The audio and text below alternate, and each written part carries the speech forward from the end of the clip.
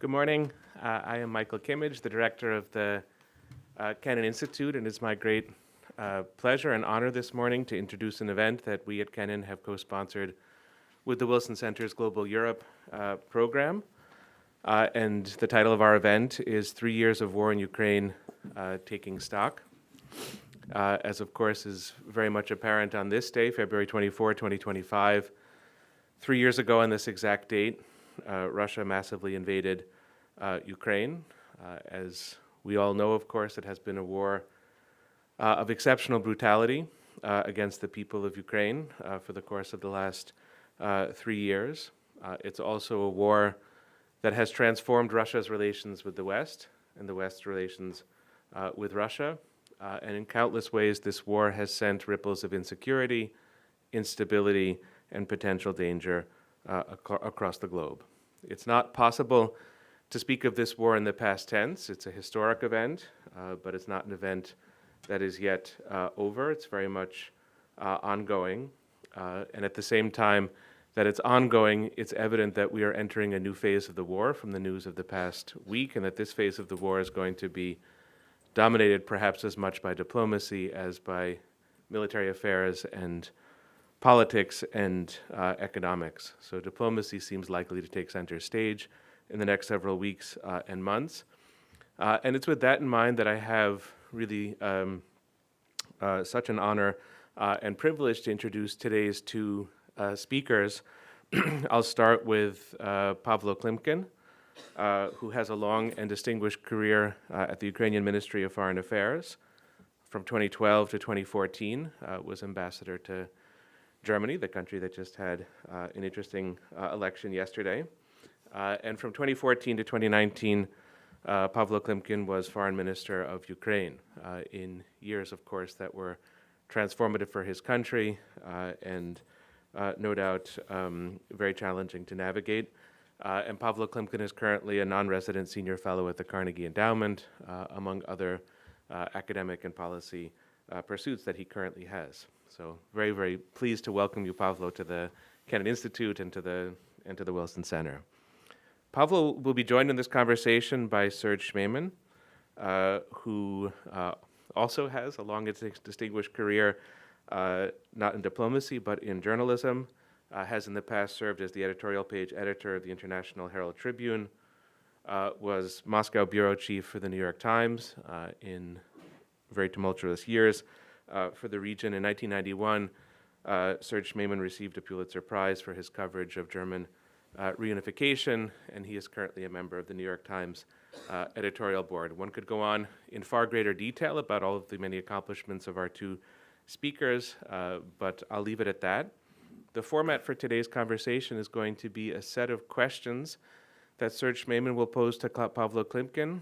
I'll follow up perhaps with a few questions of my own at a certain point, and we very much welcome the questions from our audience, but just be aware for our virtual and in-person audience that you should send your questions in via the chat box on the event webpage for this event, and if you need Wi-Fi, you can get it from the QR code on the handout or the QR code that's posted here on the sides of the room. So with that, let me begin this event, and Serge, let's turn to you for the conversation. Thanks again so much for joining us today. Well, thank you very much. Do I have to push some button here, or is it? Can you hear me? Yeah. Well, first of all, on this anniversary, I'd just like to express my own profound admiration for Ukraine and for all Ukrainians for the stalwart defense they have mounted from the first day of this unjustified and terrible Russian invasion 3 years ago. And my deep sorrow at the toll it has taken in lives, property, and on all of us, really, in the horror of watching this world, another war that should have never happened on the European continent. And I want to thank Michael and congratulate him for assuming this post, and to thank him for bringing us together on this day. And it's really great to be here with you, Pavlo. We met many years ago, not that many, at the Athens Democracy Forum, which at the Herald Tribune we organized every year, and it was a far different discussion back then. In addition to the things Michael said about Pavlo, he's also a nuclear physicist who graduated to diplomacy, so it's a very interesting fact. And when I was checking on his Wikipedia entry, I noticed that they had a very unusual entry. They also noted what car he drives. I've never seen that before, but they identified a Mazda CX-5, and since that's also my ride, it confirmed his excellent judgment, which I never doubted anyway. But to start our discussion, then, this war has been going on for 3 years, and suddenly everything has changed. In the past 2 weeks, it seems, everything we thought we were beginning to understand, everything we thought we were beginning to know or prepare for has just been turned upside down and has been thrown under a massive question mark. I'm sure you know the details. The Trump administration has opened very friendly talks with Russia. President Trump has put all sorts of new pressures on President Zelensky, demanding access to Ukrainian minerals in exchange for continuing aid, seeking for a quick ceasefire, keeping Europe for now at arm's length. I think we have, I have very little idea where all this is headed, but among the many questions are some I would really appreciate hearing your take, Pavlo. Do you think a quick ceasefire is possible? What would be Ukraine's concerns about this push on behalf of the White House for something almost immediate? I imagine what they're pushing for is a ceasefire in place. Do you think Russia would agree, given that it is, continuing to move inch by inch into Ukrainian territory? And I guess the way to put it is, if you were involved in the negotiations, what kind of ceasefire would you be seeking? Morning, everyone. Mic is on, yeah? Firstly, Michael, thanks for getting us together for this morning, for this discussion. And it's good to be in such a good, friendly crowd. On ceasefire, I actually contributed to negotiating, if I'm not mistaken, 19 ceasefires during so-called Normandy format negotiations. All 19 have been breached by the Russians in one way or another. Some basically at the same day, some a couple of weeks after. Ceasefire is, of course, possible, but what after? So ceasefire is not a strategy. Ceasefire is just a step. How can you deliver a real ceasefire in the sense of this fire being stable or better sustainable? Who is going to guarantee that ceasefire is sustainable? What kind of ceasefire? And basically the simple point, what for? It's important to understand why Russia had started this war. And this war has been started not even in 2014. I first myself negotiated with the Russians in September 1993 as a young diplomat. You've mentioned I'm a physicist, and I joined the foreign ministry to do some work on strategic disarmament. It was a fundamental challenge for Ukraine this time. So I have a sense how the Russians negotiate, but even more so, what is their take on Ukraine? And the fundamental point, which is shared by everyone in Moscow. It's not in the sense of being better, good Russians or bad Russians. Fundamental point is that Ukraine does not exist as a country, as a nation, in the sense of Ukrainian history, Ukrainian language, whatever. It's part of the Russian narrative. It's an important narrative because it's part of the Russian mythology, which helps to build up Russian own narrative about Russia as a special civilization. What kind of civilization? Something which is closer to the idea of China or India or Iran. Russia formally proclaimed it's not a European country anymore. So the point about NATO eventually coming closer to the Russian borders is, of course, a very important point for the Russians, but not number one point, definitely not. The point for Putin and for everybody in Moscow is to destroy Ukraine as such.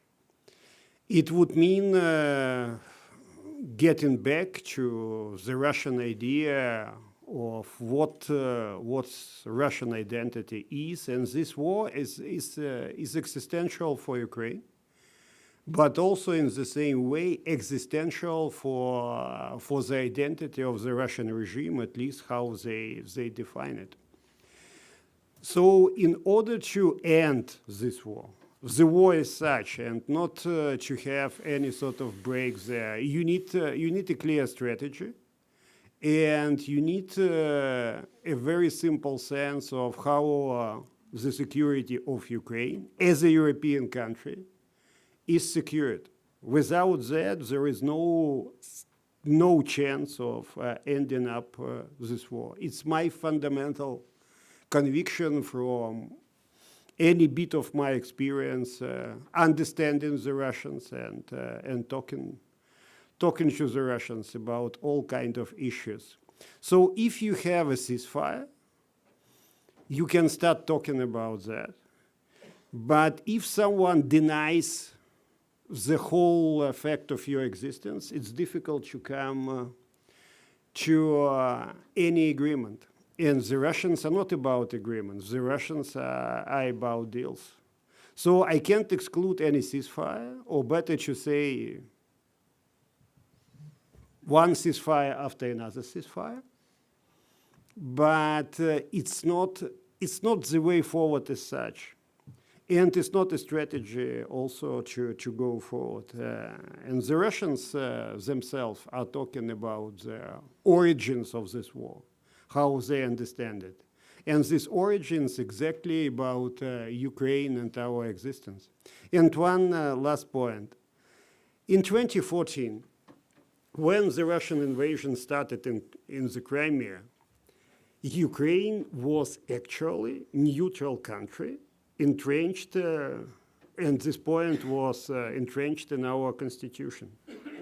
So fundamentally, whether you have this commitment legally or politically, or you don't, it does not influence the Russian behavior. So it's important to recall any time when you start talking about NATO, it's a sort of pretext to this invasion. Pavlo, but you live and work currently in the United States, and you have I presume you've been meeting with people in this new administration or people around it.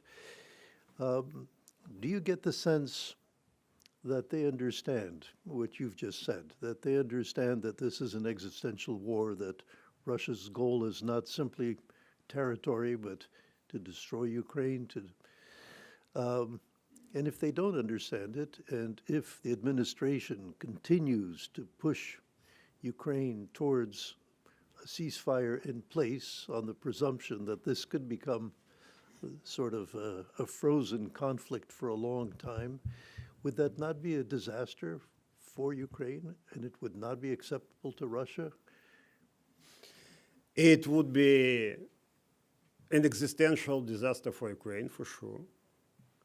But it would be an existential disaster for Europe, because there is no European security now without the security of Ukraine as part of Europe.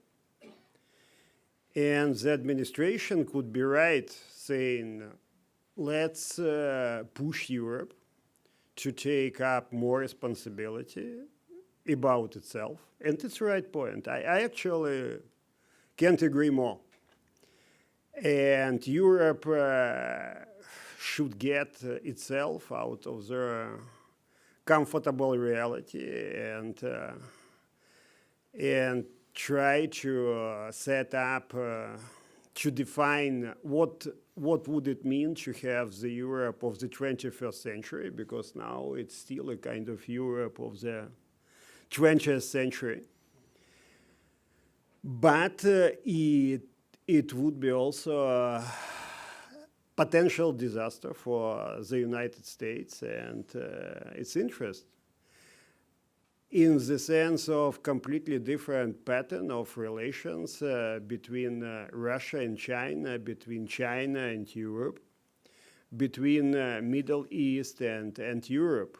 So to get Ukraine out of this equation, from the point of security, is not possible anymore. To create a sort of frozen reality, we know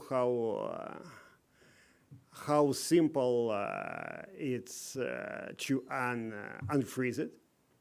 And there are all kinds of means for that. To have something unstable would backfire. And I've been making this point for 20 plus years. If you agree to have any sort of gray zone in the sense of security, in some moment it would backfire. We had the reality, like in a famous Matrix movie. There is a sort of reality, kind of comfortable one, and if you go outside beyond this reality, it's completely different. And Europe lived in this reality for decades, pretending there are rules, there are all kind of good principles of international law. And if they are not there, or better to say, if they are not working in the same way like we want them to be operational, so we need to rely on something else. And this something else is about to avoid any sort of gray zones. Because Putin does not trust nobody, whether it's Europe or of the United States. Any kind of commitment or guarantee about NATO, about security, about European security is not something he gonna trust, and it would mean he will try to create a sort of uncertainty. But there is a famous point about positive ambiguity. And it's a kind of what I would call negative uncertainty, because this negative uncertainty can be blown off anytime he wants or somebody else wants. You can control the moment, how and why it could be blown off. So in any moment in time, you can trigger even bigger war with totally unpredictable consequences. And now it's what I can say from also my experience, our experience. It's a totally different war from 2 or 3 years ago. It's about drones. It's about different sense of networking. It's artillery was extremely important 3 years ago. Now not anymore. Drones are being used in a fundamentally different way.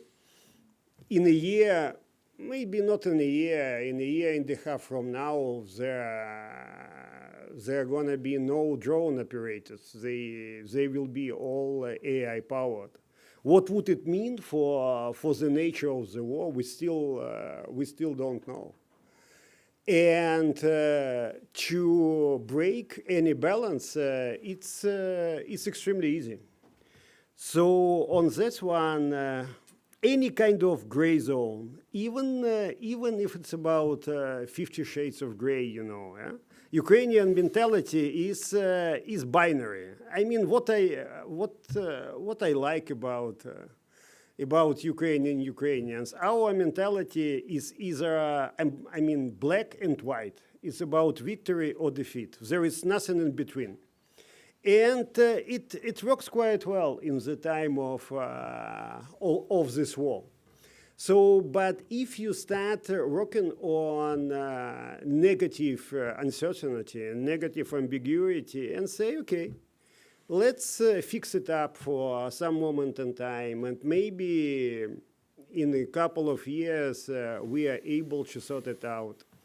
I mean, it's gonna backfire. It's my fundamental conviction from all my experience, and I've been working with security and arms control now for 30 plus years. Well, you've been talking about the uncertainties and the ambiguities coming from the Russian side, and you mentioned drones replacing artillery as the critical weaponry. But if we, right now, try to envision a time when this administration, out of anger, collapse of negotiations, whatever reason, decides to just sharply reduce the aid to Ukraine, the military aid, what would that cause?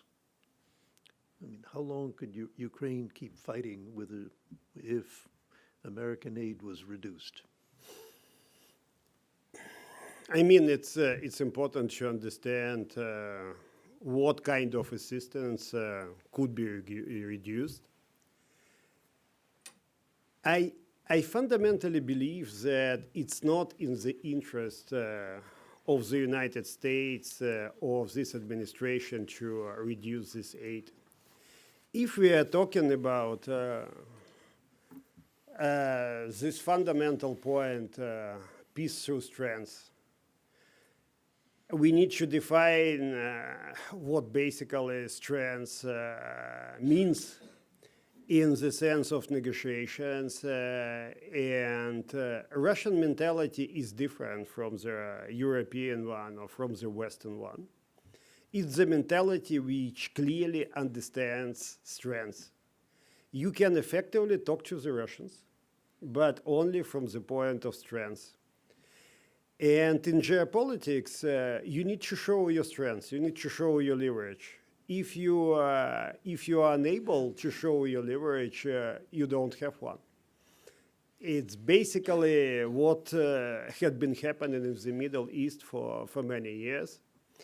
I don't pretend to be the best expert on the Middle East, although I understand the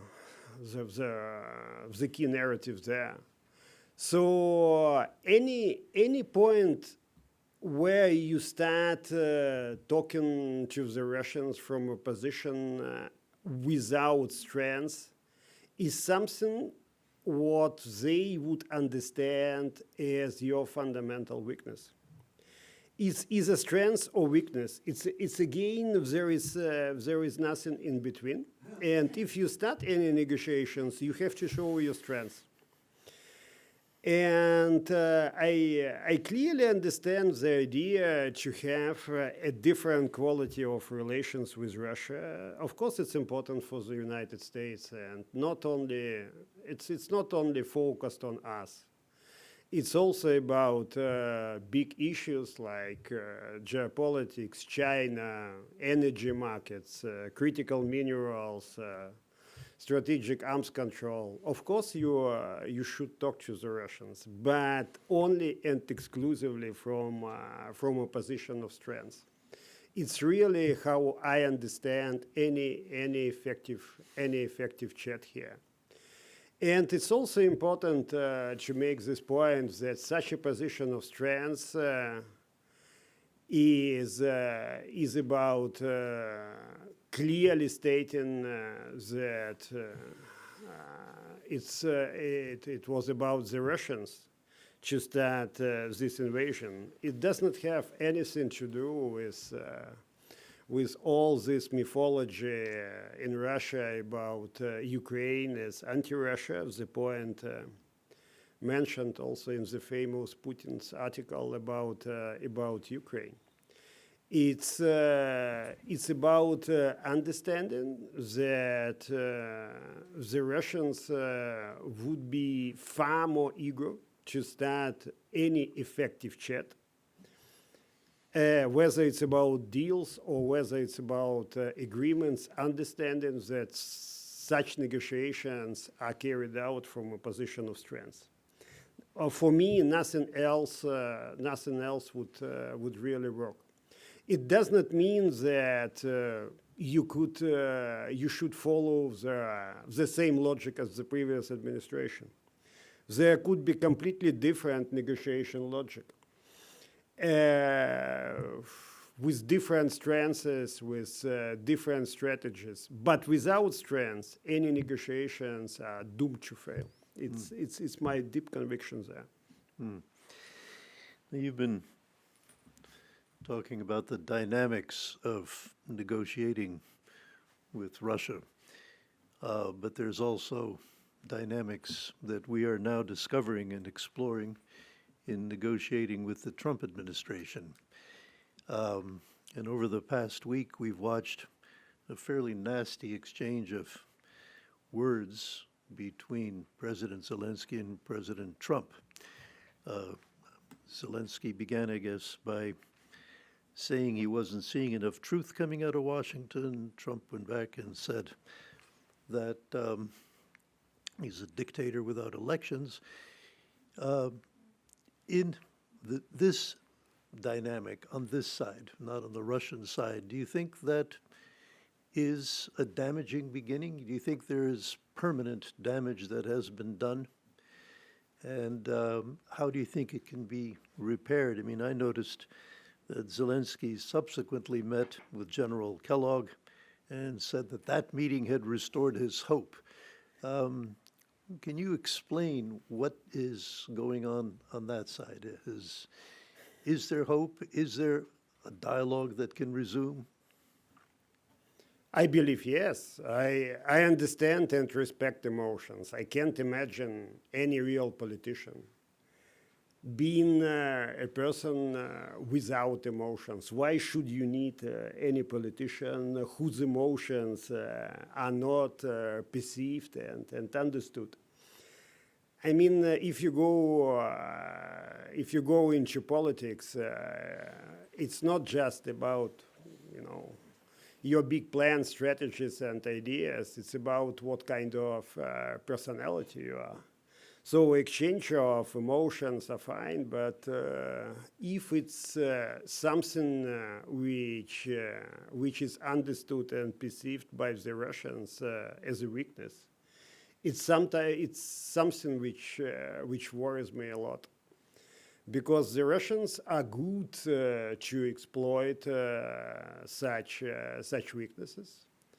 They have this psychological experience and mentality coming from good understanding of your counterpart's psychology. So any sort of emotions which could be, spikes of emotion, not normal emotions, which could be exploited by the Russians, it's something which we need to manage.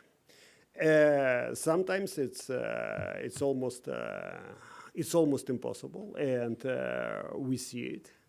But I do hope it could be sort of calm down, not managed, because managing emotion, it's not what I'm calling for.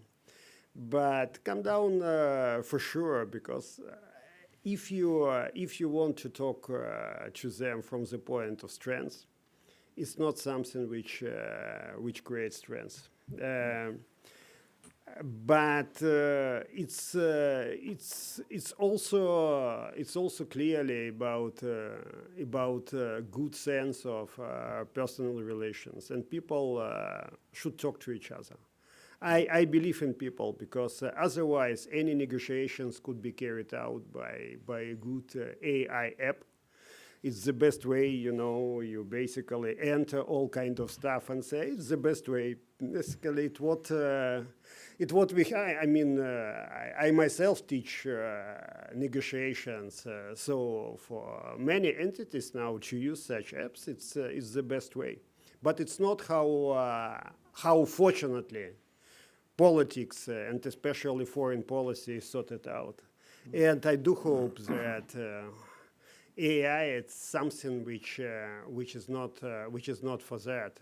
Although I have to say that a sort of understanding here among many people on Russia, but also on Europe, is something people have been trying to understand rationally, not to get a feeling of mentality.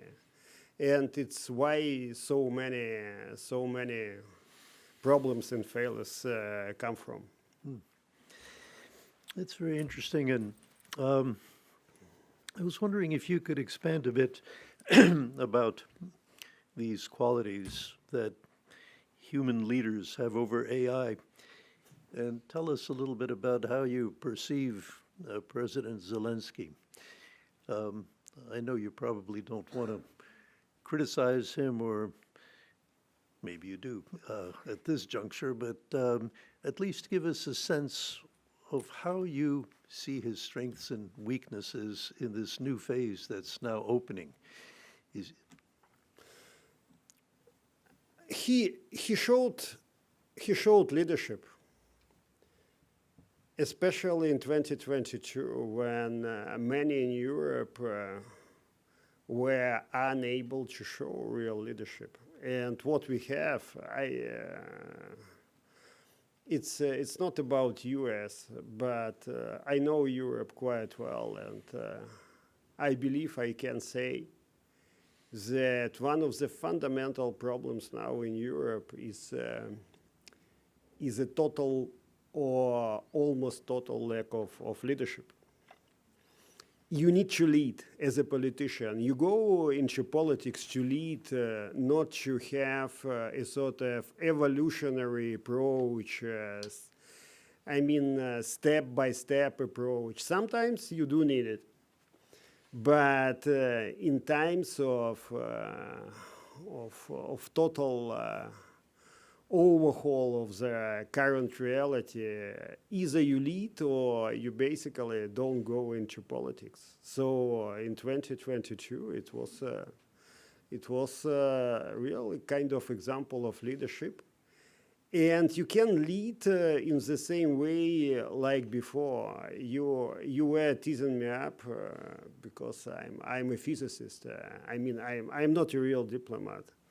And many years ago, one of my professors, it was about quantum mechanics, told me a short story about Albert Einstein teaching in the Zurich University. And once he had an exam distributing different tasks, and one of the students raised his hand and said, "But professor, these are the same tasks you gave us for our exam 2 years ago." And Einstein said, "Fine, but the answers are different." So what is going on now?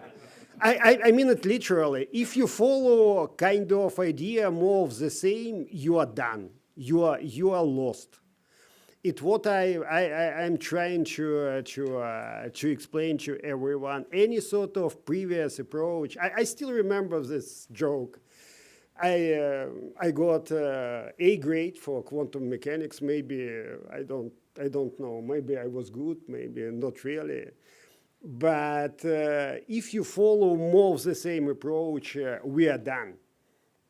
And it's not the same reality we have to follow down there. So to wrap it up, We need leadership now. Without leadership, there is no way how we get through all this overhaul. And secondly, we can't have more of the same. And I hope that Europe would get the sense of our leadership more and more to get up a bit with the sense of what Europe has to do in the coming years. I'm not that 100% hopeful, but as a European, I have to.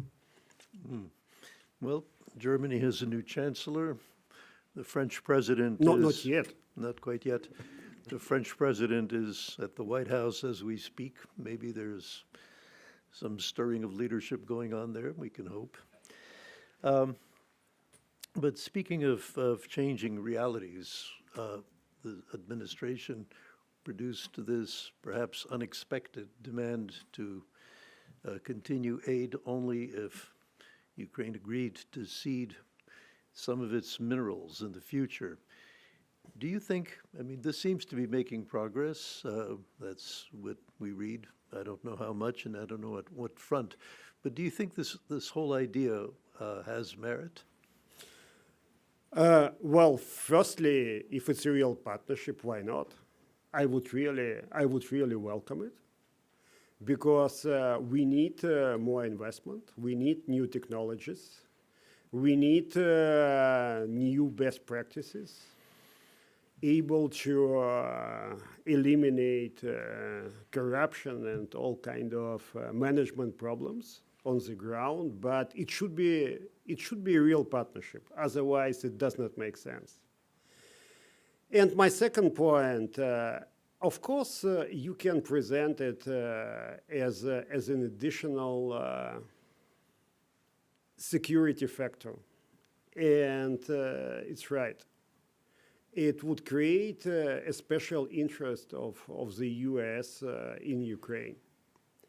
But it can't and it won't, reimburse the lack of security guarantees as such. There is no way how you say, okay, we are now kind of engaged on critical infrastructure here and there, or critical minerals. It's all fine.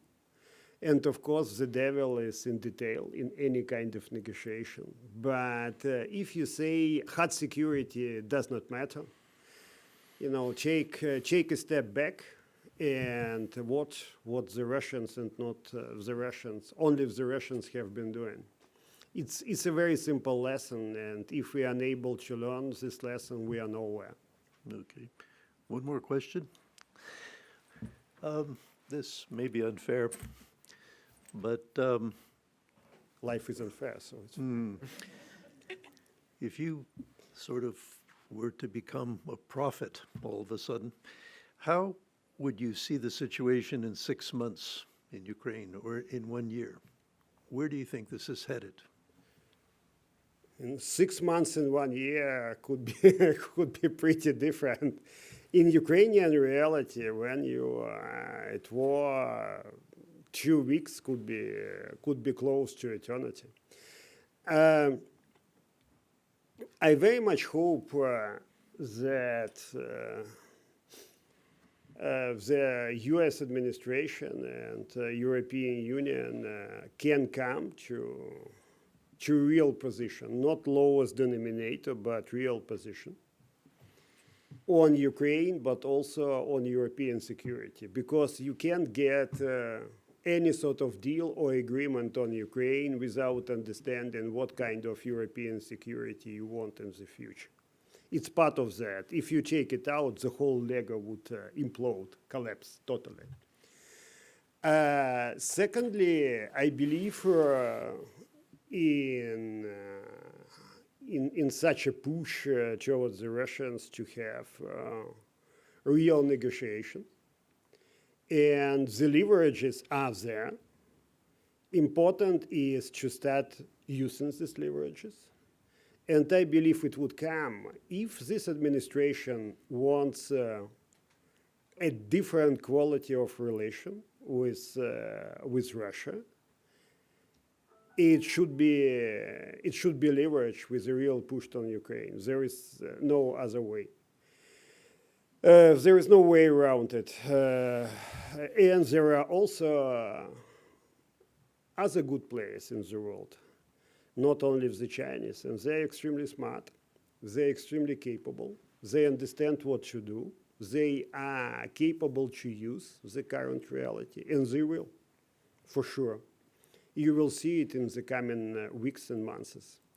And third point, I can't say whether we can have a ceasefire or armistice and whether it could be sustainable. I again hope so. But it should be just a small, although important part in the future strategy. And this strategy will be to anchor Ukraine in Europe and in the West. And it's the only way how you credibly able to end this war.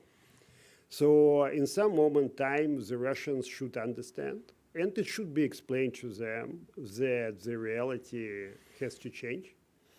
And Ukraine is Europe, and Russia, it's now officially stated, not Europe, but something else. What else it should be defined by the Russians? So far, no definition. Well, thank you. Everything you said is probably the opening comment for a massive discussion of its own, but that's probably impossible at this stage. So, Michael, I turn over the floor to you. Well, we still have a good half hour, so let me jump in with one practical recommendation. I'm happy to see that questions have been coming in. Anybody who wishes to pose a question, please do so through the event website. There's a chat box there, and we very much welcome your questions. But before turning to the questions already in from the audience and still to come in, I wanted to ask one of each of you, starting with you, Serge, since you did cover the story of German reunification in 1991 and have a wide perspective for writing about events in the current moment, I wanted to ask a kind of Kennedy Institute question of how you provide context. What do you look back to, whether it's the history of the Cold War or the last 30 years or patterns, Russian, Ukrainian, Soviet history, when it's not just of the moment, your analytical thinking, how do you bring this context in, and what's most valuable and useful to you for contextualizing things at the moment? I think the critical thing is to try to really understand all sides. And I think one of the things that has happened to journalism, as it has retreated on many fronts, largely for financial reasons, is the tradition of having many correspondents abroad to try to give that context, to try to explain, has really become constrained. There are far fewer foreign correspondents. Many of them only travel to places where there is a crisis and only stay there, so therefore they don't know the bigger picture. I mean, all the things that Pavlo was saying about understanding what Russia really wants, how Russia really views the world, that Russia has now left Europe. I mean, maybe that's an opportunity for Ukraine to expand to the Urals, but that's a separate subject, if Russia's prepared to cede all that. But, you know, what we're lacking the big picture very often. And I looked at that group of people that Trump had in Riyadh. There was nobody there who had any idea what Russia's about, or Ukraine for that matter, or probably Europe. That was what I saw as one of the major missions of journalism, but it has certainly become very, very limited. And I think that's one of the real problems. When you read about all the crises that are going on right now, you see a very narrow political context. This whole past 2 weeks focused a lot on Trump and Zelensky's insults and, you know, these things that are superficial, not trying to understand what that might be. So, you know, you're right, context is the key, and context was what professional diplomacy used to provide. Now that's being gutted on our side. And so it all has to be carefully watched. And I don't know how you restore it. I don't know how you restore it. The New York Times is still trying. I confess we have many, many discussions on our side, on the opinion side, but also on the news side, how to be managing all this. You don't want to just, endlessly criticize the new administration or endlessly praise it or whatever. How do you put it in context when it's happening at this feverish pace, when it's all so new, and when we have no idea how much of it is going to last or be serious? It's posed a major challenge, which I'd like to think is deliberate and therefore may calm down after a while. But context is the key, and we're having trouble giving it. I think you're not alone in that regard.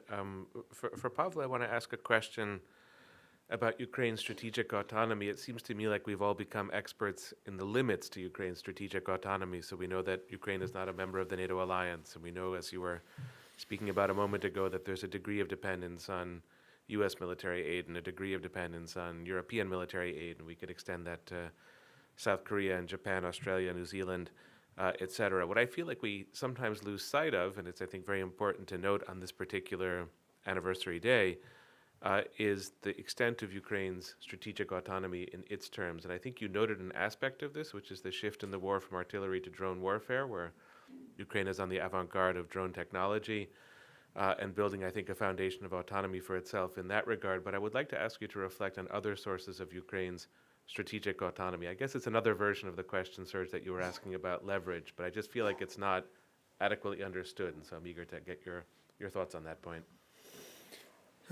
Sure. Actually, when you've mentioned drones, critical minerals are important, and it's about your security and resilience. But the real asset in Ukraine now, it's people, it's our experience, it's our tenacity, but also all kind of technologies with innovation cycles. In many cases, 10, 12, 14 weeks. So I would rather invest in Ukrainian drone production, drone technologies. And basically, if you want to manage defense budget here, invest in Ukraine and make Ukraine kind of reality where you can not just produce more and probably less expensive, but also to have fast, speedier innovation cycles.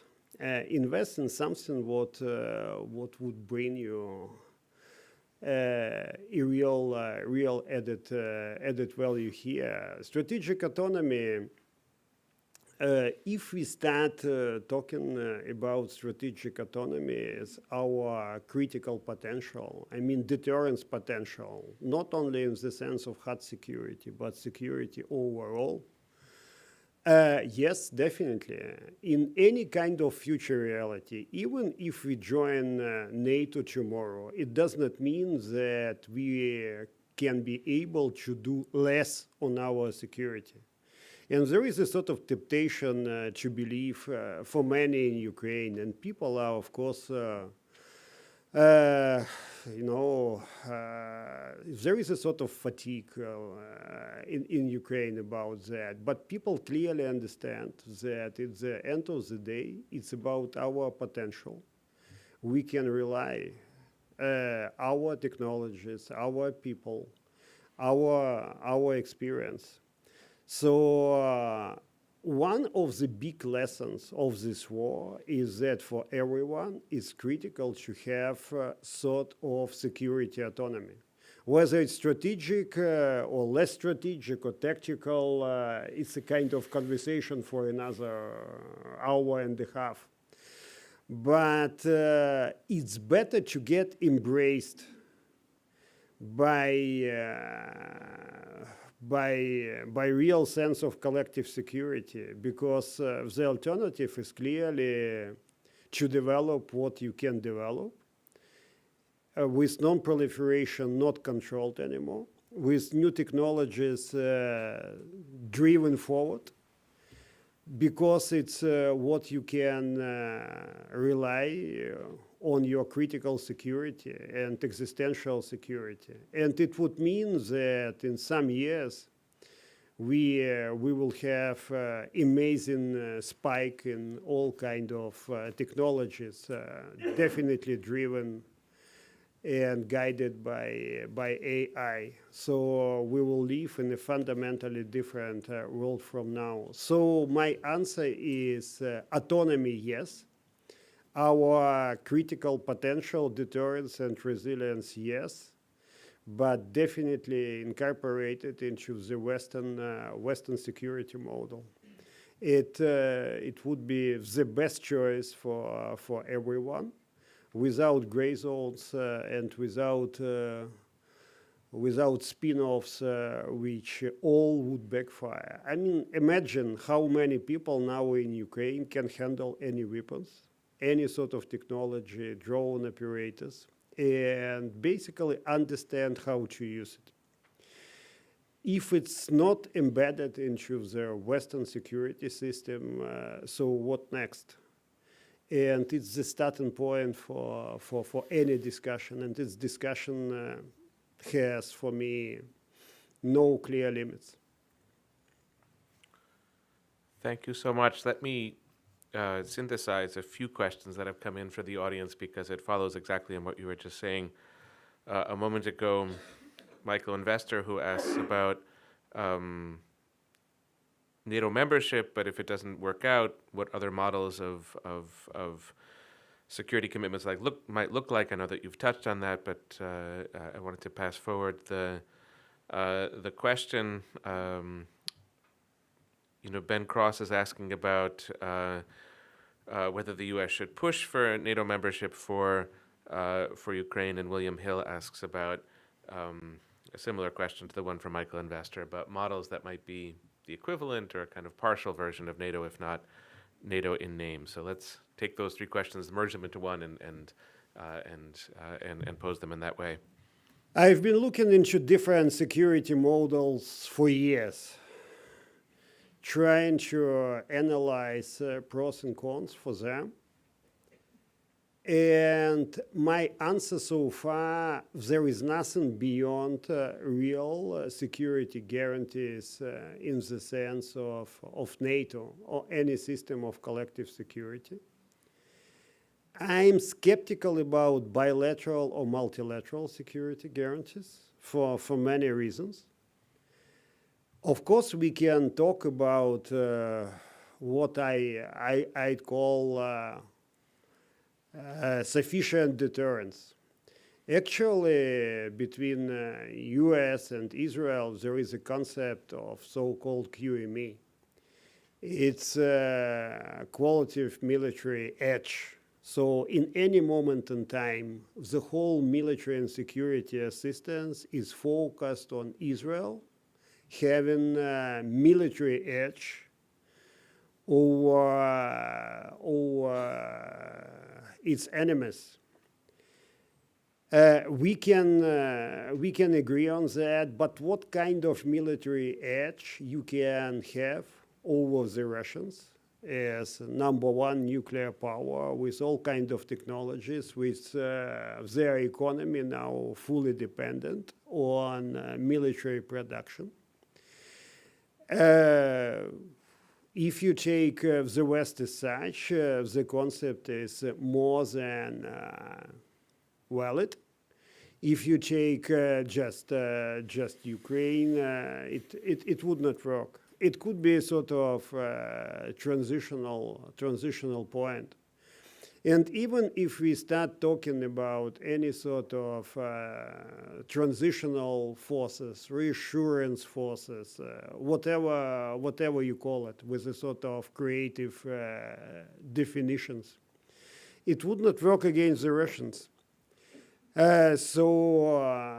Again, any kind of negative ambiguity would backfire. If NATO is not there, we will have, of course, to address our security in our own way, in the way how we understand current Russia, in the way how we understand Russians' further development, and in the way how we understand security risks. And sometimes when talking to my friends here or in Europe or in the Far East, they say, look, Pavlo, it's good talking to you, but we like to do more with Ukrainians. But Ukrainians are so emotional and so biased. Maybe they don't understand Russia fully. And it's a fundamental mistake. We are indeed emotional, of course. How you can be not emotional during this war? But we clearly better understand what is going on there. We understand the origins of their mentality far better, and not just understanding, but also feeling from inside. The West invested crazy lot of resources and money in understanding China. Now there are thousands and thousands of people knowing pretty much everything about China. I don't know whether they are so good on predicting the future Chinese behavior, but I believe we can help predicting some of the points on the Russian behavior. And one more point. This war is not just about Russia. 3 years ago, nobody, literally nobody, could have imagined us and North Koreans fighting in the Kursk region. If I had told you, okay, Ukrainian fighters and North Korean fighters in Kursk, you would say, okay, Pavlo, fine, okay, just relax. And now it's the fact of life. So the answers are different, like in the joke I've told you. And we have Iran, we have completely different pattern of cooperations. So the future is able to bring you pretty much everything here. So my point, you should be ready to answer any kind of challenge, not particular challenge, it's over, but any kind of challenge. It's for me the point of resilience. I'm co-founder of the Center for National Resilience, and in 2020 we prepared a kind of paper about Ukrainian energy resilience. And some people told me, Pavlo, it's good, it's great stuff, you are smart, but why do we need it, all this energy resilience? And when the war started, the people came back to the idea how to ensure energy resilience. So you should be prepared for everything. It's my sense. Whether it's costly, whether it's too difficult to take upon, but still it's the only way forward. I have a question from Douglas Kramer about whether an enduring and lasting peace in Ukraine would require a different political order in Russia. And I want to start with you, Serge, whether there's, I guess there are two ways of posing the question, whether it's really possible under the current set of conditions or whether there has to be deep and profound change in the Kremlin for Ukraine's peace to become a lasting and viable prospect. There's always this idea that if Putin goes away, that things could change and become infinitely better. And a related kind of theory is that Putin was a KGB agent who plotted with his cronies from the outset to do what he has done. I don't necessarily buy that. I think Putin was changed by circumstances, by demands, by the need to stay in power or by the longing to stay in power. And I often fear that without him, things could initially get even worse because there would be a power struggle in which the criterion was who is strongest, who is most ruthless. So I don't necessarily see that a change of mentality would follow Putin's demise. On the other hand, stranger things have happened, but it's one of the things that I think it's a little bit risky to count on. And Pavlo, since you spoke of a Russian, sort of a Russian approach to international affairs, where sort of treaties and these things are difficult, but deals are possible. You weren't pegging that to Putin himself, but were framing that as something of an enduring quality of Russian diplomacy or Russian approach to international affairs. So let me pose the question to you: if there would be major changes in Moscow, how much potential for improvement is there?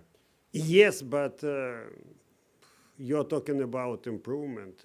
It could turn in totally different direction. Russian system is a personalistic autocracy, and the personality of Putin himself definitely matters.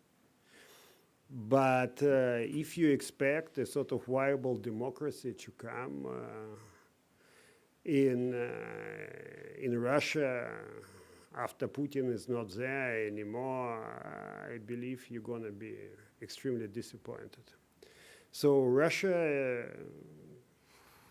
could be different, but I'm not sure Russia can get better, because it's also about mentality, and it's a different mentality. Why Ukrainian and Russian society are fundamentally different? Ukrainian society is horizontal. People talk to each other. It's a whole movement of volunteering. It's coming from our medieval history, and Russian society is vertical. And people are ready and even willing to give responsibility up to the higher level and say, it's about them to decide. And my place is here. I'm fine here. So it's about two very, very different mentalities. So whether the Russian mentality can be changed quickly, I'm very skeptical. Whether the Russian mentality can be changed or kind of whether it could be improved or the other way around, it's difficult to say for me. It's just my sense that for quite a time we have to be talking to Russia from a position of strength. And this strength should be there in order to get effective. So I have two final questions, and one is going to be, the first will be about international order, and I think appropriately the final question will be about Ukraine itself. So to start with the big and abstract question about international order, and I'll ask you, Pavlo, first, and then Serge, for your thoughts. This is Ethan Cooper, who writes about our world moving toward one that is dominated by various superpowers. That's a hypothesis about where things are trending. But if we take it as a valid hypothesis, I guess you could tack on a further question here. If it is a superpower-dominated world, is that going to make the war more difficult or easier to resolve on terms that favor Ukraine? So let me start first with you, Pavlo, and then to Serge about our allegedly superpower-dominated world. I'm not sure. I'm even profoundly pessimistic that we will have some sense of unilateral world order in the future. We are talking a lot about so-called multilateralism or multipolarity. Multipolarities, but maybe we are heading towards kind of multi-order reality. And these realities will be kind of overlapping, like in this Matrix movie I've mentioned, but maybe we could have more of them. So whether we can, but for the United States, for me, it's really a lot of stakes because if it's about big powers talking to each other, a kind of 19th century European politics where key players came together and were trying to sort it out.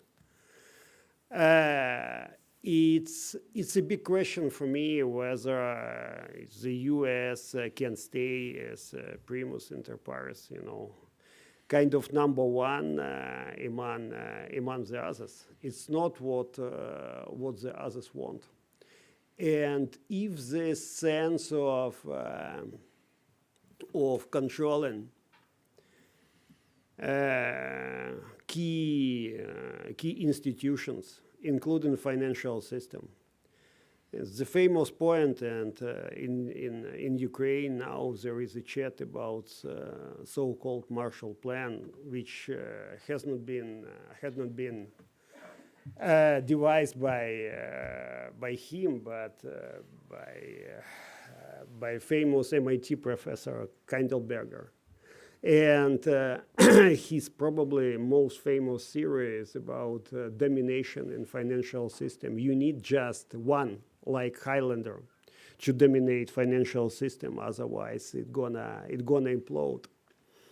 And what if not?